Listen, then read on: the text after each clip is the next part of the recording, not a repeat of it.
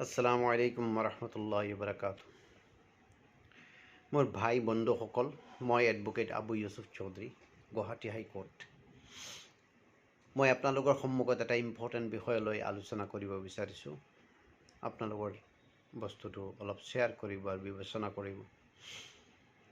চাওক, আমাৰ অসম গভৰ্ণমেণ্টে এটাৰ পিছত এটা আইন সলনি কৰি আছে। বিশেষকৈ আমাৰ কমিউনিটিৰ যিমান ধৰ্মীয় আইন আছে, কোৰাণ ৰিলেটেড আইন আছে, এই আইন এটাৰ পিছত এটা বাতিল কৰি গৈ আছে। মুছলিম মেৰেজ এক্ট কওক, ৱাকফ এক্ট কওক,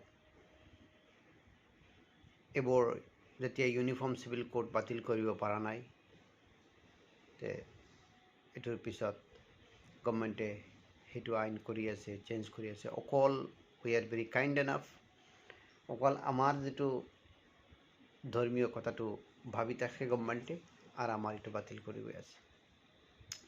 আপোনালোকে মনত পৰিব, এই অসমত চাওক, কেইদিন আগতে টোটেল 600 মাদ্ৰাছা বন্ধ কৰিছে।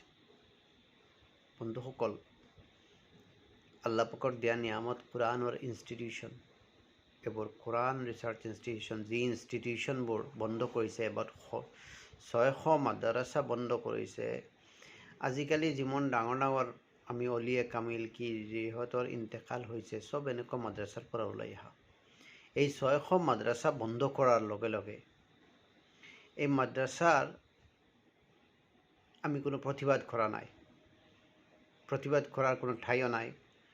আমি কোৰ্টো কেছ কৰিছোঁ, আমাৰ মুছলমান ভাইয়ে কেছ কৰিছে, মুছলমানে লাগিছে, তাৰ মাজে গভৰ্ণমেণ্টে ডিচিশ্যন লৈছে। এতিয়াও কেছ চলি আছে, আমিও কেছত আছিলোঁ। গভৰ্ণমেণ্টৰ সিদ্ধান্ত, যেতিয়া গভৰ্ণমেণ্টৰ চেলাৰী আৰু সুবিধা আমি লৈছোঁ মাদ্ৰাছাখিনি, তেতিয়া আমাৰ যিটো ধৰ্মীয় অধিকাৰ, যিটো কনষ্টিটিউশ্যনেল কনষ্টিটিউশ্যনেল আমাৰ যিটো এটা অধিকাৰ দিয়া আছিলে যে আমি ধৰ্মীয় ইনষ্টিটিউশ্যন নিজে কৰিব পাৰে, মাইনৰিটি ইনষ্টিটিউশ্যন, গভৰ্ণমেণ্টৰ সুবিধা লোৱাৰ লগে লগে এইটো সিহঁতে এইটো শেষ কৰিছে। এই হিচাপ 600 মাদ্ৰাছা হেৰি কৰিছে। মোৰ মনত নাই কোনোবা এজনে এইটো মাদ্ৰাছাটো ছেভ কৰাৰ কাৰণে, আল্লাহৰ বাস্তে মাদ্ৰাছা ছেভ কৰাৰ কাৰণে 600 মাদ্ৰাছাৰ পৰা যিমান উস্তাদ আছিলে, গভৰ্ণিং বডিৰ প্ৰেচিডেণ্ট ছেক্ৰেটাৰী, এজনেও নিজৰ কৰ্মৰ পৰা, ছাৰ্ভিচৰ পৰা ইস্তফা দিয়া নাই। ৰিজেক্ট ৰুটিৰ কুৱেশ্যন, এইটো আল্লাহ ভাল জানে সিহঁতৰ আৰু আমাৰ ইমানৰ অৱস্থা কি। এই মাদ্ৰাছা 600 মাদ্ৰাছাটো গুচি গ'ল। এতিয়া আটাইতকৈ ডাঙৰ সমস্যা যিটো হৈছে, এই সমস্যা আপোনালোকে, এতিয়া সমস্যাটো আমাৰ প্ৰাইভেট মাদ্ৰাছাৰ সমস্যা হৈছে। অসমত খাৰিজা মাদ্ৰাছা, হাফিজিয়া মাদ্ৰাছা, আমাৰ প্ৰাইভেট মাদ্ৰাছা যিবোৰ আছে, আমাৰ ডিষ্ট্ৰিক্ট আছে, হোজাইত আছে, নগাঁও আছে, আমাৰ বিভিন্ন ডিষ্ট্ৰিক্টত নলবাৰী কওক, বৰাকবেলি কওক, ডাঙৰ ডাঙৰ মাদ্ৰাছা আছে। এই মাদ্ৰাছাবোৰ আৰু বেছি দিন নাথাকে, সব প্ৰাইভেট মাদ্ৰাছা বন্ধ হৈ যাব, বেছি দিন নাই। এইটো আপোনালোকে যদি বিশ্বাস নাহে, মোৰ কথাটো আপোনালোকে ৰেকৰ্ড কৰক, মোক কণ্টেক্ট কৰিব। এই মাদ্ৰাছা বেছি দিন নাই, বন্ধ হৈ আছে। কাৰণ গভৰ্ণমেণ্টে এতিয়া ডাইচ কোড ইমপ্লিমেণ্ট কৰি আছে মাদ্ৰাছাত। এই মাদ্ৰাছা আমাৰ সংবিধানৰ 28-29 ধাৰা মতে এটা প্ৰাইভেট, এইবোৰ আমাৰ ধৰ্মীয় শিক্ষাটো আমি দিব পাৰোঁ। আমাৰ ধৰ্মীয় শিক্ষাৰ ইনষ্টিটিউশ্যনটো আনি এতিয়া ডাইচ কোড ইমপ্লিমেণ্ট কৰি আছে, আৰু তাতে পেন নাম্বাৰ দিয়া আছে ষ্টুডেণ্টৰ, ৰেজিষ্টাৰ নাই। এই বছৰৰ পৰা মাষ্ট পেন মানে পাৰ্মানেণ্ট এডুকেশ্যন নাম্বাৰ। এটা ছাত্ৰ, আমাৰ যেনেকুৱা আধাৰ নাম্বাৰ আছে, তেনেকুৱা পাৰ্মানেণ্ট এডুকেশ্যন নাম্বাৰ যিকোনো ইনষ্টিটিউশ্যন গভৰ্ণমেণ্ট এপ্ৰুভ হ'ব লাগে। গভৰ্ণমেণ্ট এপ্ৰুভ হ'ব লগা হ'লে এইটো ডাইচ কোডৰ আণ্ডাৰত আহিব লাগে। এতিয়া গভৰ্ণমেণ্ট স্বীকৃত ইনষ্টিটিউশ্যন হ'ল ডাইচ কোড, আৰ এটা ল'ৰাই যদি এটা ছোৱালীয়ে যদি তাৰ ডাইস্কোডৰ তাৰ পেন নাম্বাৰ নাথাকে তেনেহ'লে ভৱিষ্যতে তাৰ সুবিধা গভৰ্ণমেণ্টৰ কোনো সুবিধা নাপাব, কোনো ট্ৰেন্সফাৰ নাপাব, কোনো এডমিশ্যন নাপাব। আগতে মাদ্ৰাছাত পঢ়া ল'ৰাখিনি গৈ আৰামত 9-10ত পৰীক্ষা দি এটা লাইফ সিহঁতে হেৰি কৰিছে। এতিয়া এই বছৰৰ পৰা পেন নাম্বাৰ ইছ্যু হৈ আছে।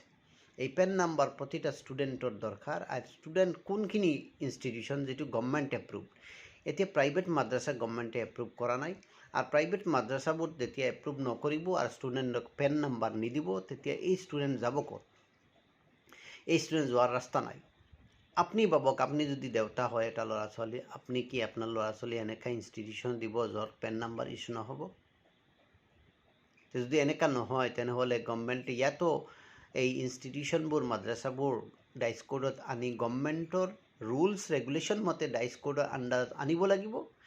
আৰ আনোতে গভৰ্ণমেণ্টে আকৌ সেই পুৰাণি মাদ্ৰাছা যেনেকৈ হেৰি কৰিছিলে তাতে টেট পাছ কোৱালিফিকেশ্যন থকা টিচাৰ্ছ ইমপ্লিমেণ্ট দিব, এপইণ্টমেণ্ট দিব, দি আল্টিমেটলি গভৰ্ণমেণ্টৰ ফেচিলিটি ল'ব বাধ্য কৰিব, আৰু এই মাদ্ৰাছাটো আকৌ হেৰাই দিব সিহঁতৰ অৰিজিনেল ষ্টেটাছটো।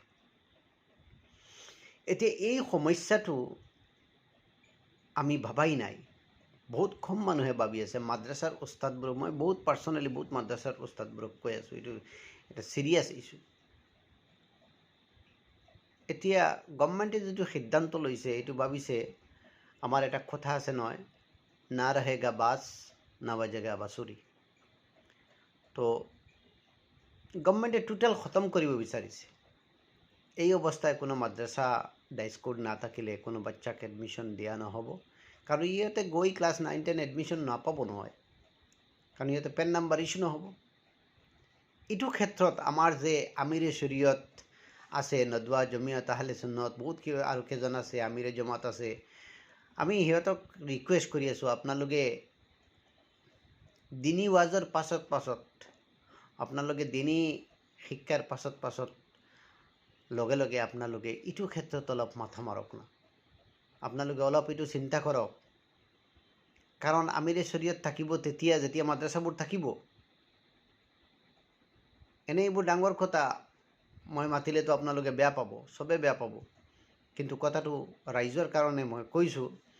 কাৰণ যেতিয়া মাদ্ৰাছাই ৰখা নাই, আৰু মাদ্ৰাছাৰ কাৰণে কোনো এটা ইনষ্টিটিউশ্যন, কোনো এটা অৰ্গেনাইজেশ্যনে সঁচাকৈ ষ্টেণ্ড ল'ব পৰা নাই। আল্লাহৰ কাৰণে আমি, মোৰতো এনেকুৱা লাগি আছে, মই মোৰ কথা কৈ আছোঁ, মই নিজক প্ৰশ্ন কৰোঁ, এইটো চব এটা আল্লাহৰ লগতে এটা মানে আমি এটা চিটিং কৰি আছোঁ। সঁচাকৈ আল্লাহৰ কোৰাণক ভাল নাপাওঁ, কাৰণ কোৰাণক সঁচাকৈ ভাল পালে মাদ্ৰাছাবোৰ ৰক্ষা কৰাৰ কাৰণে আমি সচেষ্ট হ'ব লাগিছিলে, আমি হ'ব পৰা নাই। এতিয়া যিটো ছিটুৱেশ্যনটো হৈছে, এই মাদ্ৰাছাবোৰক প্ৰতিখন মাদ্ৰাছাই এনকুৱাৰী হৈ আছে, ইনভেষ্টিগেশ্যন হৈ আছে, তাতে কোন লেভেলৰ টিচাৰ্ছ এপইণ্টমেণ্ট হৈছে, তাৰ ৰেকৰ্ড পত্ৰ আছে না নাই, এই মাটিৰ ৰেকৰ্ড কেনেকুৱা, এপইণ্টমেণ্ট কেনেকুৱা, আধাৰ কাৰ্ড সব ষ্টুডেণ্টৰ আছেনে, বাৰ্থ চাৰ্টিফিকেট আছেনে, টিচাৰ্ছবোৰ এপইণ্টমেণ্ট ক'ৰ পৰা হৈছে, এইকাৰণে সব ৰেকৰ্ড আমি মেইনটেইন কৰিছোঁ না নাই, এইটো বহুত ডাঙৰ কথা। কাৰণ যদি টিচাৰ্ছ এপইণ্টমেণ্ট যদি আমি ভালকৈ দিব নোৱাৰোঁ, গভৰ্ণমেণ্ট হেৰি নহ'লে গভৰ্ণমেণ্টে এইবোৰ ডাইস্কোড নিদিব, আৰু ডাইস্কোড যদি নিদিয়ে তেনেহ'লে আমাৰ ষ্টুডেণ্টৰ পেন নাম্বাৰ ইছ্যু নহ'ব, আৰু ষ্টুডেণ্টৰ ভৱিষ্যতটো অন্ধকাৰ। সেই হিচাপে আমি দুটা ৰাস্তা আমাৰ সন্মুখত গভৰ্ণমেণ্টে হেৰি কৰিছে, ইয়াতো ডাইস্কোডৰ আণ্ডাৰত সোমাওক, পেন নাম্বাৰ ইছ্যু কৰক, ইয়াতো মাদ্ৰাছা বন্ধ কৰক। এইটো বহুত চিভিয়াৰ ছিটুৱেশ্যন, চিৰিয়াছ ছিটুৱেশ্যন, আপোনালোকক কৈ আছোঁ। কাৰণ যদি এইটো নকৰে তেনেহ'লে এই মাদ্ৰাছা অসমৰ পৰা মাদ্ৰাছা চিৰতৰে বিদায় ল'ব। ইয়াৰ কাৰণে এতিয়া ৰাইজ আপোনালোকেও চিন্তা কৰিব, বিষয়টো বহুত ইম্পৰ্টেণ্ট। আৰু আপোনালোকে যি এৰিয়াত যি মাদ্ৰাছা আছে, মোৰ ৰিকুৱেষ্ট আল্লাহকে ৱাস্তে, আপোনালোকে ৰাইজে এইটোৰ ওপৰত অলপ ইম্পৰ্টেণ্ট দি গভৰ্ণিং বডিৰ লগতে আলোচনা কৰি আপোনালোকে টেট কোৱালিফাইড টিচাৰ্ছ এপইণ্টমেণ্ট দিয়ক, ইংলিছ আৰু ছায়েন্সৰ, যাতে বেলেগ টিচাৰ্ছ হেৰি কৰে। এইবোৰ ইনভেষ্টিগেশ্যন যাতে টেট কোৱালিফাইড থাকিলে ইহঁতৰ মানে আল্টিমেটলি মাদ্ৰাছাবোৰ অলপ ছেফ থাকিব, আৰু বাদ বাকী ডাইস্কোডৰ আণ্ডাৰতো সোমাবই লাগিব, কাৰণ ডাইস্কোডৰ আণ্ডাৰত নোসোমালে আপোনালোকে হেৰি নকৰিব, নহ'লেতো এইবোৰ ডিচিশ্যন চেলেঞ্জ কৰিব লাগিব। মাদ্ৰাছাৰ গভৰ্ণিং বডি এইবোৰ এইবোৰ ডিচিশ্যন যিটো গভৰ্ণমেণ্টে কৰিছে সেইটো চেলেঞ্জ কৰক আৰু প্ৰাইভেট ইনষ্টিটিউশ্যন হিচাপে completely as per article 29 article 28 of the Indian constitution আপোনালোকে এই ধৰ্মীয় শিক্ষা হিচাপে মাদ্ৰাছাটো হেৰি কৰক, এইটো এডিশ্যনেল হিচাপে হেৰি কৰক, কাৰণ গভৰ্ণমেণ্ট স্বীকৃতিপ্ৰাপ্ত নহ'ব তেতিয়া। আৰু দিন বচাব লগা হ'লে গভৰ্ণমেণ্ট স্বীকৃতিপ্ৰাপ্ত নালাগে, আপোনাৰ সংবিধানে দিছে সেই হিচাপে শিক্ষা কৰক। আমিতো আমাৰ ভুল সিদ্ধান্তৰ কাৰণে, এইটো মই ডাইৰেক্টলি কওঁ, আমি অনভিজ্ঞ। এতিয়া মই উকিল মানুহ, মই যদি এতিয়া ফতোৱা দিওঁ, এইটো কেনেকৈ লাগিব কওকচোন। যিটো ছাবজেক্টৰ যিটো উস্তাদ, আজিকালি চাওক, যেতিয়া এই বঙাইগাঁও মাদ্ৰাছা বুলডোজাৰে ধ্বংস কৰিলে ইলিগেলি, তেতিয়া চব অসমৰ লগে লগে চব অসমৰ মাদ্ৰাছাৰ উস্তাদবোৰক, চব সংগঠনৰ যিবোৰ মানে নেতৃস্থানীয় ব্যক্তিবোৰক মানে DIG মাতিলে, মাতি কি কৰিলে, আনি যিটো ক'লে সিহঁতে মানে এইটো এডমিট কৰি দিলে, সব ৰেকৰ্ড আনি কেলে এটা প্ৰাইভেট মাদ্ৰাছাৰ ইনফৰমেশ্যন। তেতিয়া মই কাকো পাৰ্টিকুলাৰ কোৱা নাই, চবেই নিজক ডাঙৰ ডাঙৰ উস্তাদ ভাবিছে, এক্সপাৰ্ট ভাবি কোনো বিজ্ঞ কাৰো লগতে আলোচনা কৰা নাই এইটো ক্ষেত্ৰত যে গভৰ্ণমেণ্টে কেনেকৈ কি কৰিব পাৰে।